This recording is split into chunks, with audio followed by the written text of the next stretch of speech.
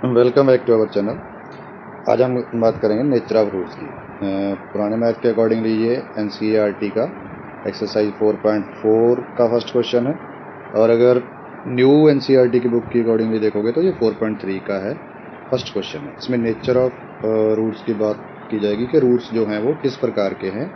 Means क्या हमारे जो रूट्स है इस इक्वेशन के, जो भी गिवन इक्वेशन होगी, क्या वो रियल हैं? अगर रियल हैं तो क्या वो इक्वल हैं या डिस्टिंक्ट हैं, या फिर वो नॉट रियल भी हो सकते हैं। तो उसके लिए सबसे पहले हमने डिस्क्रिमिनेंट निकालना होता है, जिसको हम डी से डिनोट करते हैं। मैंने जब क्वाड्रेटिक फार्मूला करवाया था तो उसमें भी बताया था थोड़ा इसके बारे में। तो डिस्क्रिमिनेंट जिसको डी से डिनोट करते हैं, उसका फार्मूला क्या होता है? B square minus 4ac। तो पहले मैं कंडीशंस बता देता हूँ साइड में। अभी कंडीशंस क्या होती हैं? अगर हमारा d है जो वो ग्रेटर देन 0 आ जाए, मतलब पॉजिटिव आ जाए, तो फिर जो रूट्स होते हैं वो किस प्रकार के होते हैं? Real and distinct. डिस्टिंक्ट का मतलब अनइक्वल, दोनों अलग अलग होते हैं, डिफरेंट होते हैं, रियल एंड डिस्टिंक्ट रूट्स। अगर हमारा d हो जाता है 0, d की वैल्यू अगर 0 आ जाए, तो फिर क्या हो जाता है? Real and equal roots.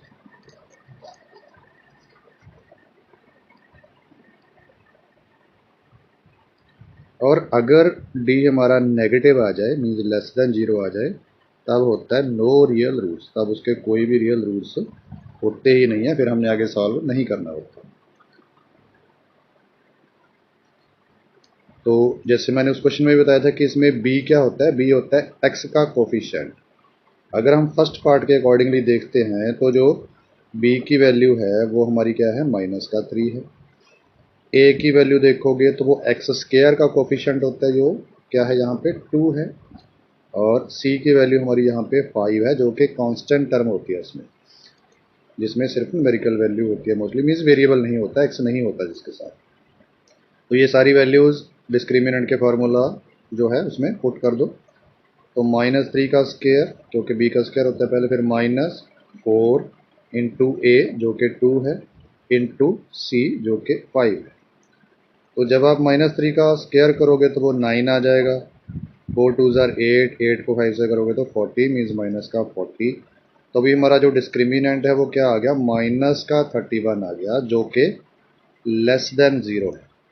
अगर लेस देन 0 है तो मैंने क्या बताया? अगर लेस देन 0 होता है तो कोई भी रियल रूट नहीं होता, मतलब ये वाली कंडीशन बन गई।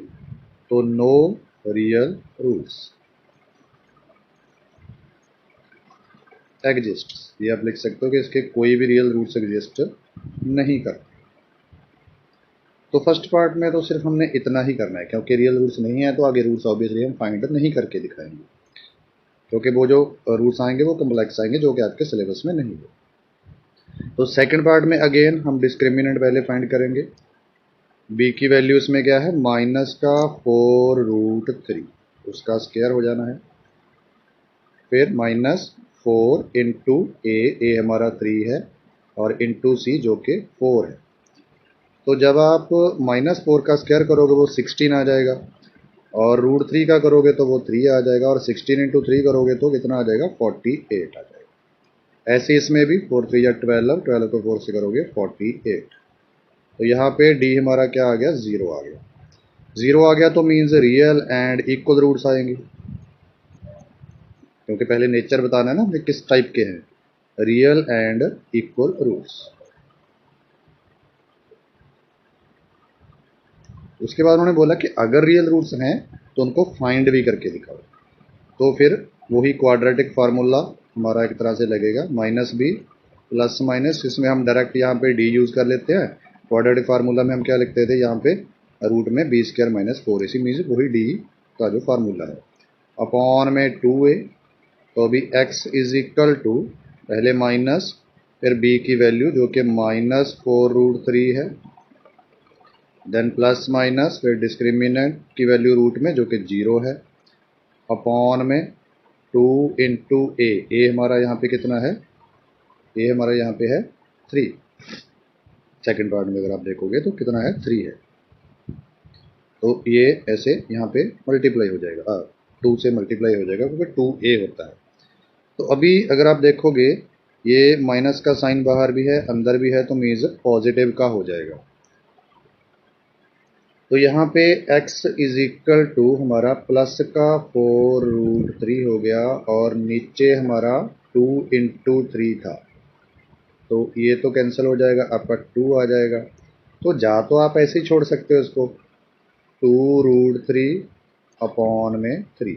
जा आप अगर √3 जो है उसको √3 जो नीचे वाला 3 है मीन्स उसको अगर आप √3 इंटू √3 लिखना चाहो फिर वो हमारा 2/√3 आ जाएगा। वैसे हम नॉर्मली डिनोमिनेटर में रूट छोड़ते नहीं है, तो इसीलिए ये वाला इसका ज़्यादा बेटर आंसर रहेगा। पर आप वैसे भी कर सकते हो, जैसे मैं यहाँ पे करके दिखा देता हूँ। ये 2√3 अपॉन में हमारा ये जो 3 है √3 इंटू √3 हो जाएगा, तो एक √3 कैंसिल हो जाएगा, मीन्स 2/√3 भी इसका जो ज़ीरो है वो रूट है वो आ सकता है। क्योंकि इसका डिस्क्रिमिनेंट हमारा 0 आया था, तो इट मीन्स इसके दोनों रूट्स इक्वली आएंगे, मीन्स सेम ही आएंगे। या तो दोनों को यही लिखोगे या फिर ऐसे लिखोगे, दोनों को हाँ आएंगे, दोनों के दोनों रूट्स तो हमारे इसके same he.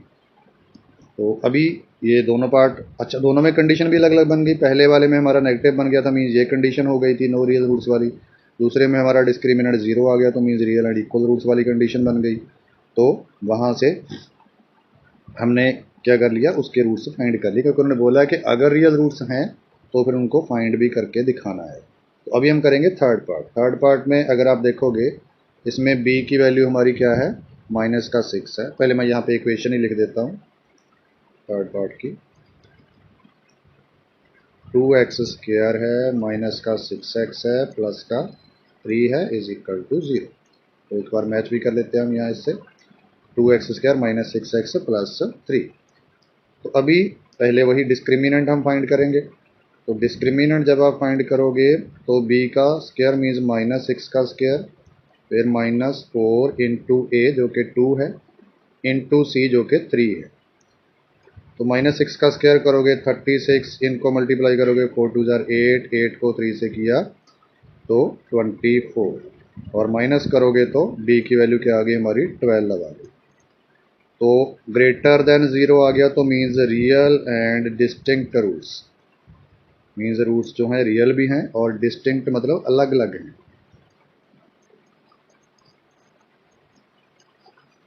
Real and distinct roots आ गए।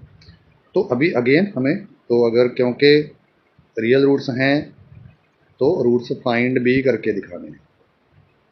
तो यहाँ पे अगेन रूट में d अपॉन में हमारा 2a, तो यहीं पे मैं साइड पे फाइंड करके दिखा देता हूँ।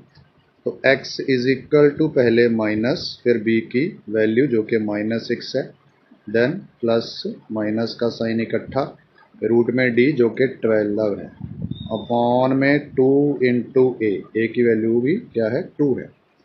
तो x इज इक्वल टू यहाँ पे माइनस माइनस प्लस का 6 हो जाएगा, प्लस माइनस अभी 12 के अगर आप फैक्टर्स बना के देखोगे तो 2 इंटू 3 बनेंगे। 2 क्योंकि पेयर हो गया, उसका कंप्लीट हो गया पेयर, तो वो बाहर आ जाएगा, और रूट में क्या बचेगा 3 जिसका पेयर नहीं बना। नीचे हमारे पास 4, तो x इज इक्वल टू, इनमें से आप देखो 2 कॉमन निकाल सकते हो 6 एंड इसमें से 2 कॉमन निकालोगे तो ब्रैकेट में क्या बचेगा 3 प्लस माइनस, इसमें से 2 कॉमन आ गया तो क्या बच गया √3 अपॉन में 4, इनको कैंसिल कर दो तो ये हमारा कितना आ जाएगा, means x is equal to हमारा क्या आ गया 3 प्लस माइनस √3 अपॉन 2। इसका मतलब क्या होगा, एक बार हम यहाँ पे प्लस का साइन यूज़ कर लेंगे, मीन्स x की वैल्यू एक तो क्या आ गई 3 प्लस √3 अपॉन में 2, और जो दूसरी है वो क्या आएगी 3 माइनस √3 अपॉन में 2। तो ये हमारे दो रूट्स आ जाएंगे इस क्वाड्रेटिक इक्वेशन के थर्ड वाली के। तो इस तरह से ये सारा होता है कि जैसे मैंने पहले फर्स्ट पेज पे आपको बताया है कि पहले आपने नेचर ऑफ रूट्स के बारे में उन्होंने पूछा, पहले नेचर ऑफ रूट्स के बारे में बताना है। तो वो ये कंडीशंस को आपने ध्यान में रखना है। अगर डी हमारा ग्रेटर देन 0 आ गया, जैसा कि हमारा थर्ड पार्ट में आया, तो हमारे रियल रूट्स भी होंगे और डिस्टिंक्ट भी होंगे, मतलब दोनों रूट्स अलग अलग होंगे।